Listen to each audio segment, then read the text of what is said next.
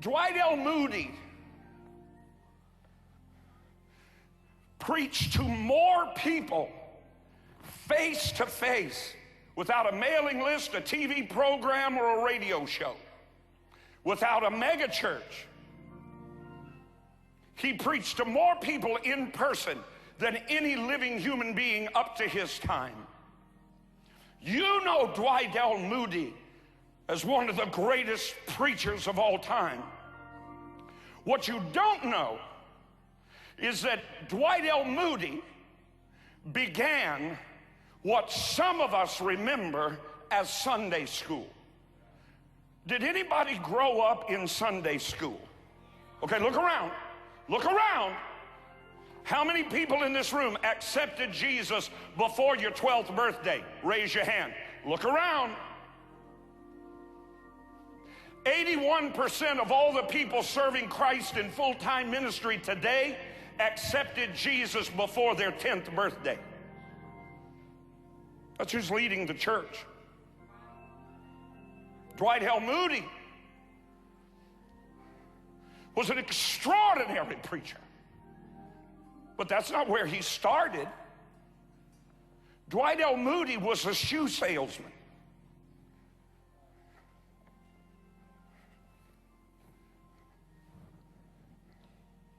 A shoe salesman.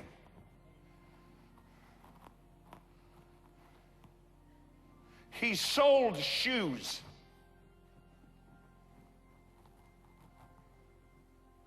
But Dwight Moody was not like most people, like a lint floating down a stream somewhere.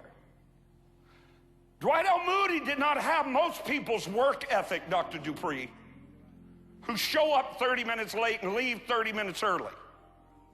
Not Dwight Moody. Dwight Moody became the best shoe salesman in 3 states. But Dwight Moody wasn't satisfied.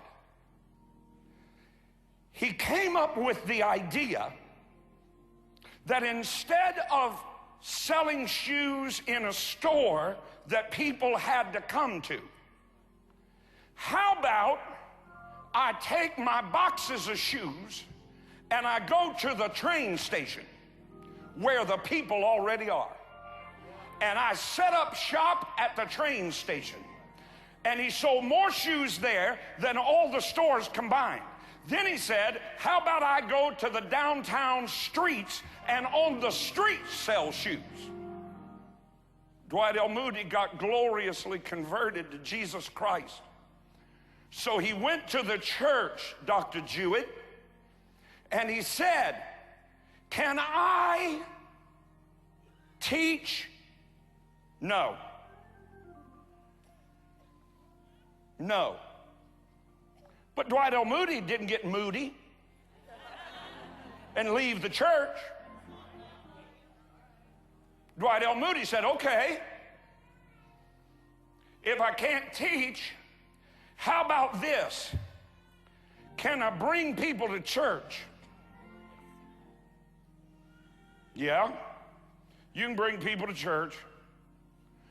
So Dwight Moody said, can I have 5 rows? I want 5 rows in this church every Sunday. I don't have a preacher that has asked me for 5 rows. I don't have a staff member that has asked me for a row.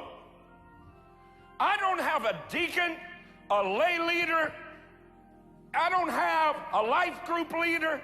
I don't have anybody that has asked me, Pastor, can I have a row on Easter Sunday morning? Because I got some folks that need to come to Jesus, and I want to make sure that they get in that building. Why are you staring at me? Why are you staring at me?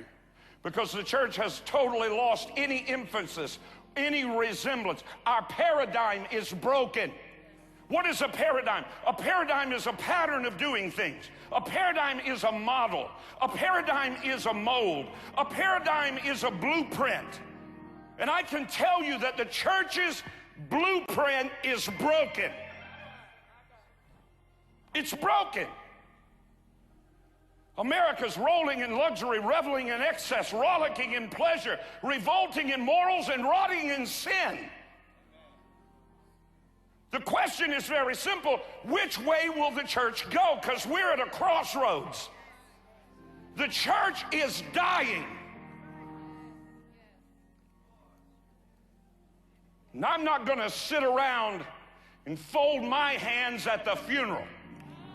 I'm about to walk in like Jesus did and break up a funeral and have a resurrection. Thank all three of you.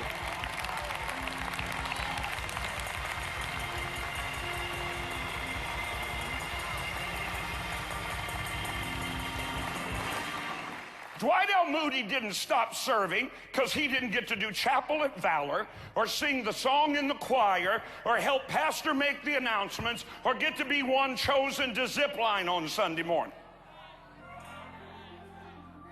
Dwight Moody didn't quit because somebody didn't give him a paycheck or a raise.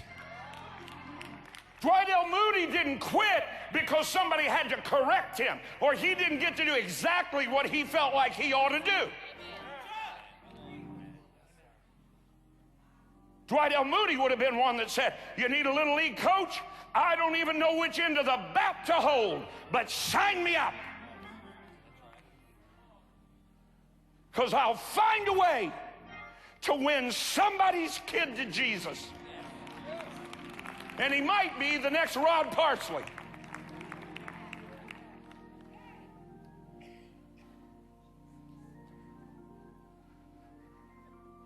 God, give us a burden. Some of your children are lost. Where's your burden? Where's your prayer?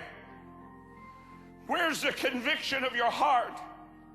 Where is the I will do anything necessary?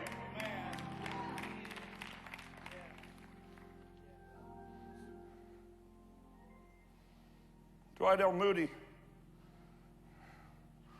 said, can I have 5 rows? And for the next decade, he started with 5 rows and ended up bringing more people to church every Sunday as a shoe-selling layman than the rest of the church combined, to the point they had to give him his own building.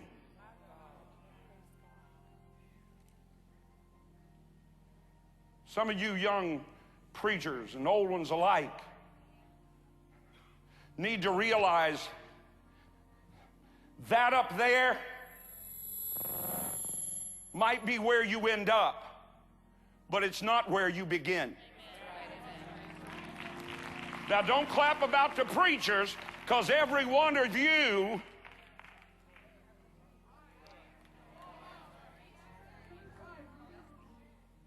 amen.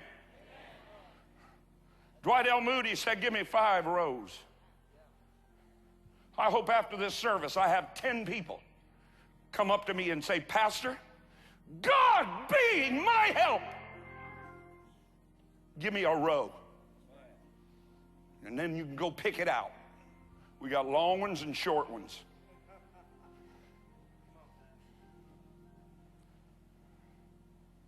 Five rows. Elder Murphy, you know what he did? He went out and he put brown sugar cubes in his pocket. And he went out into the slums and he found what some folks would call the little urchins.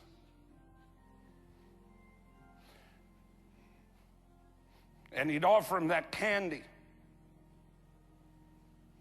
Well, when you don't have anything to eat for 3 days, that brown sugar cube looks pretty good, even if it's been in a shoe salesman's pocket.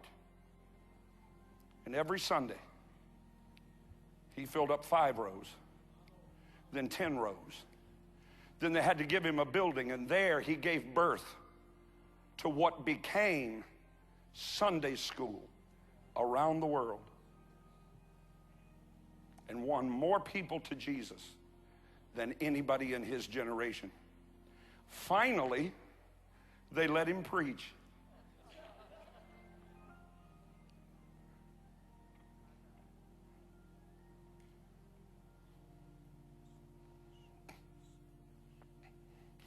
Jim Anderson.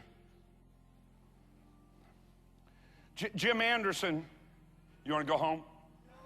It's 11:30. You want to go home? Jim Anderson, everybody say Jim Anderson. Jim Anderson only had one arm. He had to have one of his arms removed because he'd been in a severe accident. Jim Anderson felt the call of God to the nation of India. And there, through the Great Assemblies of God organization, he labored for God with one arm for 30 years. Jim Anderson came home on furlough, as missionaries had to do to raise their funds to go back to the mission field. Jim Anderson, home on furlough, was driving between appointments between Sunday morning and Sunday night, and he was passing through the Kansas wheat fields. And there he observed those fields of golden grain bowing back and forth, and he thought, how marvelous it is that the whole earth is filled with the glory of God, and they're bowing in worship, and he's weeping and he's worshiping God for the privilege with one arm of serving God for 30 years in a place like India. You guys can sit down there. You don't have to stand at attention. But thank you. And he saw a cloud of smoke out there on the horizon and got his attention. Then he got closer to it, and he noticed a great big combine going through the field. A great big combine. He got closer and closer, and he saw another combine, and then another. And then another, and then another. And then another, and then another. And Jim Anderson thought, this is the strangest thing I've ever seen. A mile wide swath of great combines going through a field at the same time. There were international harvesters, and there were Cub Cadets, and there were John Deeres, all in their different colors, red and green and orange. And he thought, this is strange, and he got close, and one of the combines was close to the road, so he got out of his automobile and he waved down that combine. And one of those farmers grabbed his red hanky out of his pocket and wiped his sweat and stuck it back in his bibbed overalls, and he went over to the fence and he said, can I help you, sir? And Jim said, well, I'm Jim Anderson. It's just a little odd to me. I'm just wondering what's going on here. It's the Sabbath day, and being a good Midwestern farmer, I'm sure you go to church on Sunday. And he said, well, sir, I usually do. And he spit out a chew of tobacco over the northeast corner of his right jaw, and it hit the ground with a splat. And he said, usually I'm over to First Baptist, but we got a weather report that said a storm was coming. And as you can see, these fields are ready to harvest with ripened grain. And we met down yonder at the International Harvester store, and we all got together and we all decided to help each other, because that storm is packing golf ball size hail, and if we don't get this harvest in now, it's going to be lost.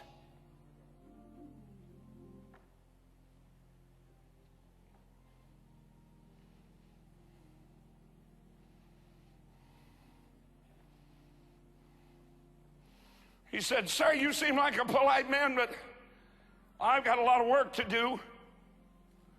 And he climbed back up in that combine, and off he went. Jim Anderson got back in his car and started to drive down the road, and hadn't been gone a mile when the first drop of rain splashed on his windshield, and then another, and then another. And before you know it, he was encompassed in a hailstorm so violent that it broke the front windshield out of his car. Jim Anderson knelt down inside that car, God the Holy Spirit said to him, Jim, don't you go back to India. There's a storm coming to the United States of America, Jim, and the church is not working. In the harvest fields, they become self-indulgent and self-sufficient and self-satisfied, and all they think about is, how can you bless me, and can you give me another badge, and how long is the service, and does it have to be so loud? And they got padded pews and crystal chandeliers, and they got preachers that are super powered, but nobody is bringing in the harvest, Jim. And there's a storm coming.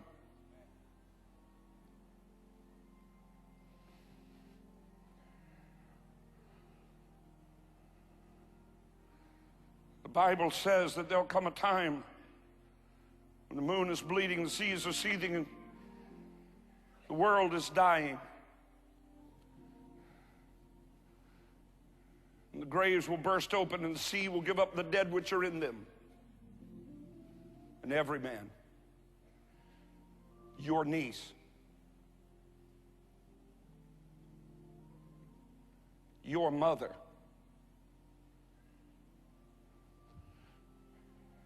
your auntie, the boy that delivers your paper, the girl that puts the extensions in your hair,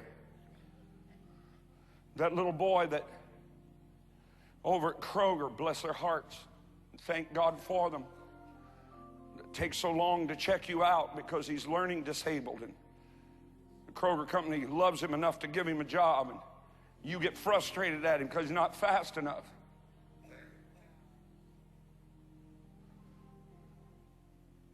That little boy is going to stand before God.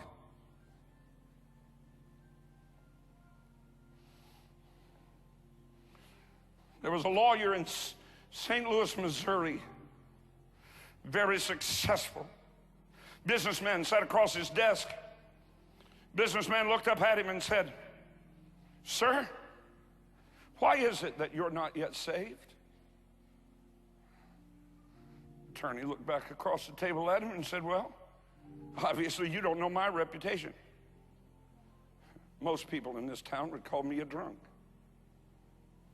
And it might even be true. I didn't ask you that. I asked you why you're not a Christian."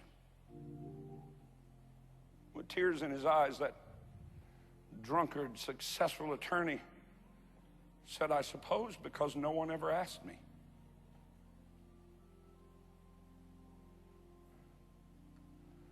Client said, "I'm asking you." Came out from around that mahogany desk, knelt down, gave his life to Christ.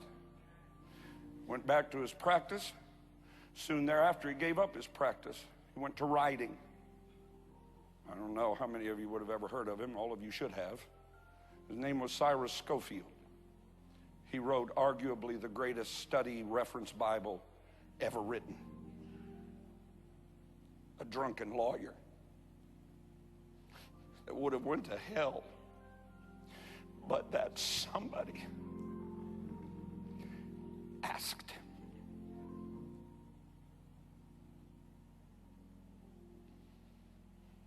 The Titanic sunk, and they hadn't recovered the bodies.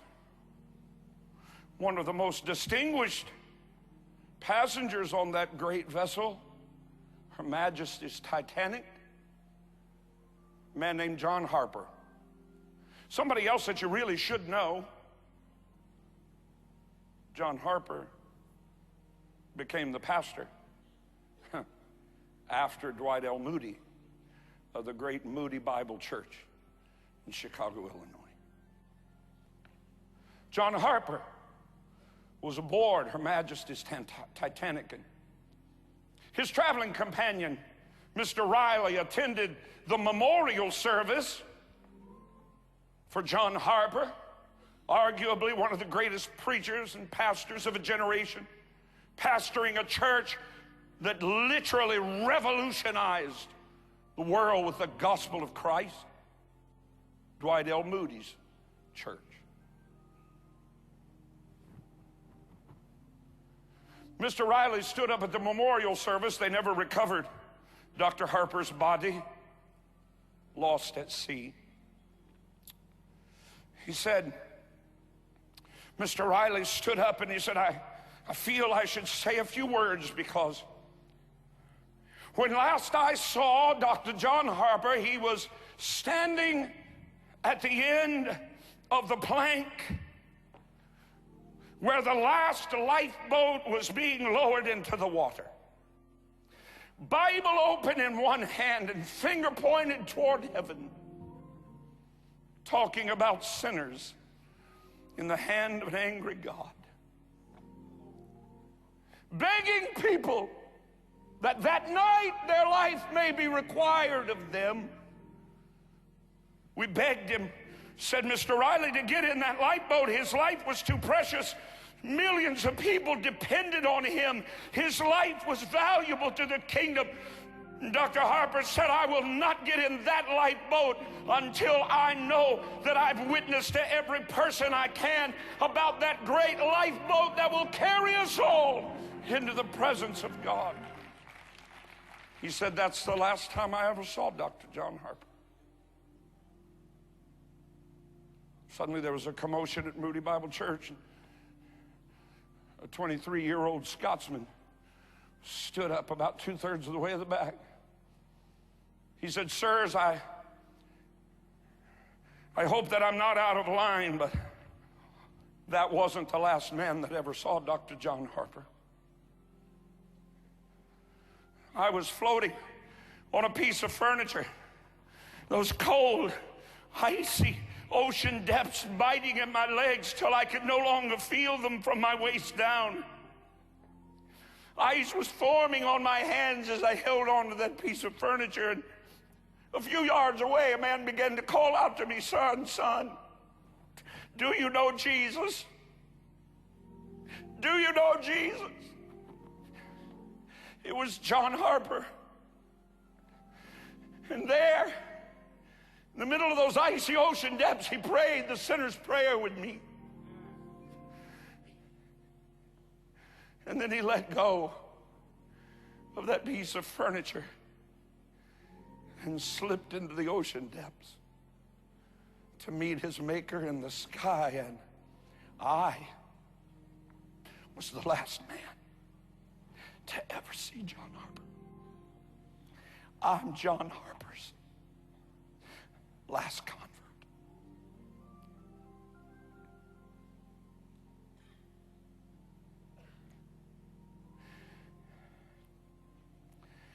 We used to sing an old song that said, my house is full, but my fields are empty. Who will go and work for me today?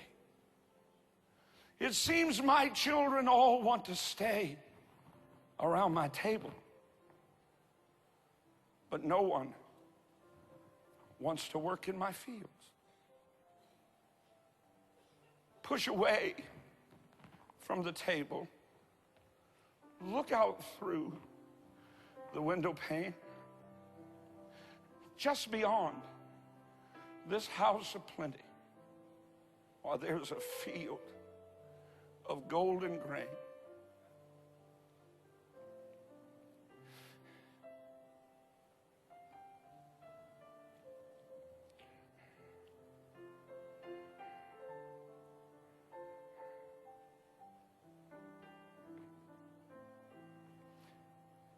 I hear my Father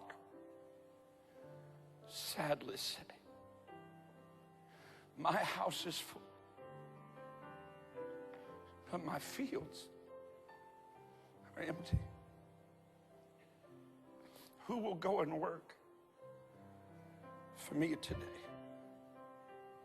Seems my children all just want to go to Sunday morning service and make sure it's done at 11:30, please, around my table.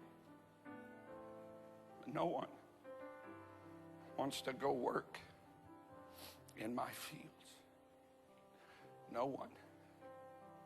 Seems my children all want a pulpit or a place in the choir. They're not begging for an empty row in the church. to fill up, just make sure I get my paycheck for worshiping. No one wants to work in my fields.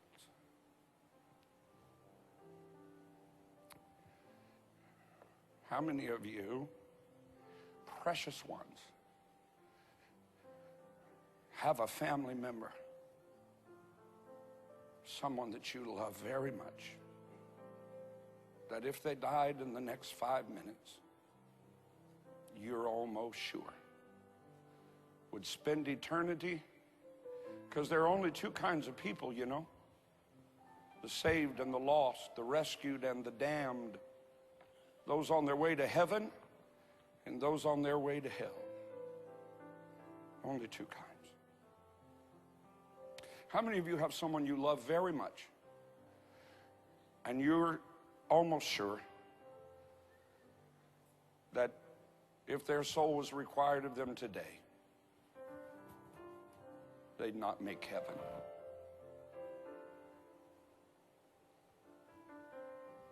Let's go get them. Let's go get them. Let's make every effort to go get them. Because eternity is a long time. I want you to make a list this afternoon. And I want you to look at that list. Because every name on it is going to stand before God. And there are only two possible destinations. There's a place called heaven.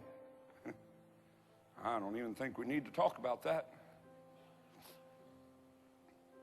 But the reality is, there's a place called hell. And our families are on their way there.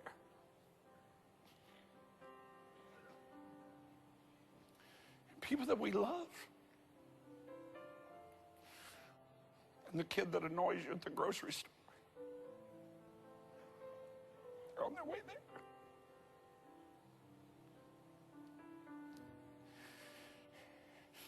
And here's good news, we can stop it. We can stop it. I'm going to try again. We can stop it.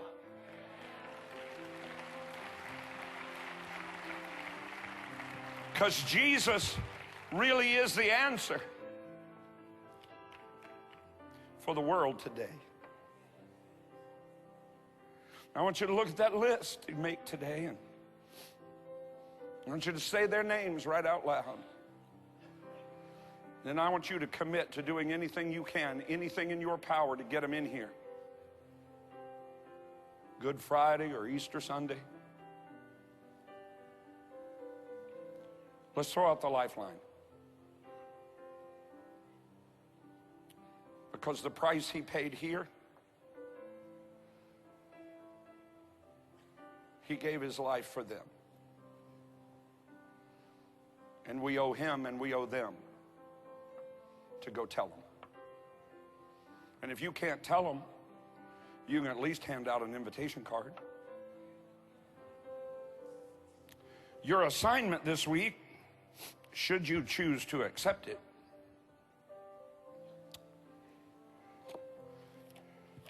is found in the Mission Possible envelopes you'll be given on your way out this morning.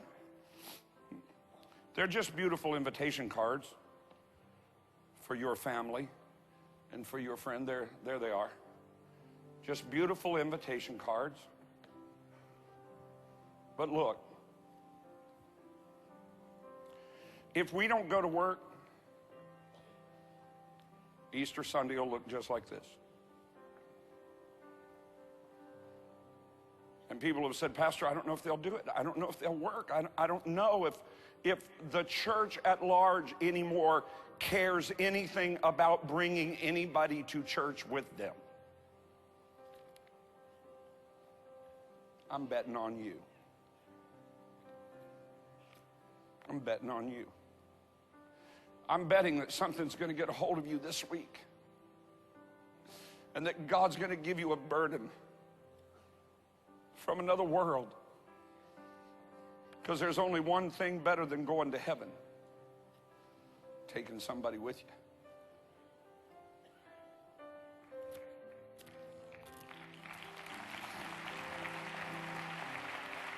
One more thing.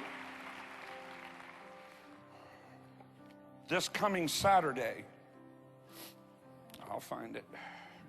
I got shoes and glasses. This coming Saturday, Great Commission Christian. Everybody say, ready, set, go. It's amazing the places we can get to and the excuses that we make when God calls on us. Again, folks said, Pastor, don't do Great Commission Christian outreach anymore. The last time we tried, out of the thousands and thousands of people in this church, we had 30 people show up. I'm betting on you. 10 o'clock? Somebody help me? 10 o'clock? Next Saturday, this coming. To a hillbilly, that's next Saturday. The next Saturday. This coming Saturday for you Buckeyes. This coming Saturday, and it's still not noon. This coming Saturday, Great Commission Christian Outreach. Aren't these cool? Are they up there? Look at that. Look what they are. They're Post-its. You can stick them anywhere. You can stick them anywhere. And all we're going to do is go pass these out. That's all. Saturday. And I want right now for you to commit to be here next Saturday at 10 o'clock. On 3. 1, 2, 3. Next Saturday, 10 o'clock. We'll only be out for 2 hours. That's it. Okay? I'm going to call you. Next Saturday. Everybody that believes you can do this, shout yes. That's all you got to do. You'll get these on Saturday. You'll get the invitation cards, which are for your family, your friends. Don't raise your hand. Anybody want a pew? Open those curtains. Open those curtains.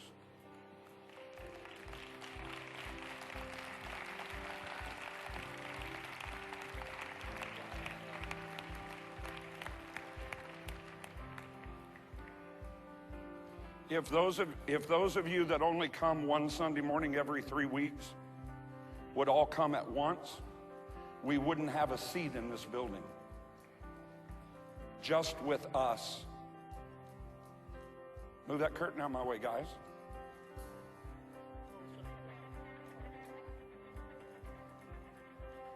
Anybody want a pew? Anybody want a pew? Anybody want a pew? Anybody want a pew? We got a lot of work to do. We got a lot of work to do. Because God didn't have us build this for that to gather dust. And I've had just about enough of looking at it. Of course, if we could get people off their computers and doing the work of God, it would make a difference. All right? All kinds of stuff going on in that regard.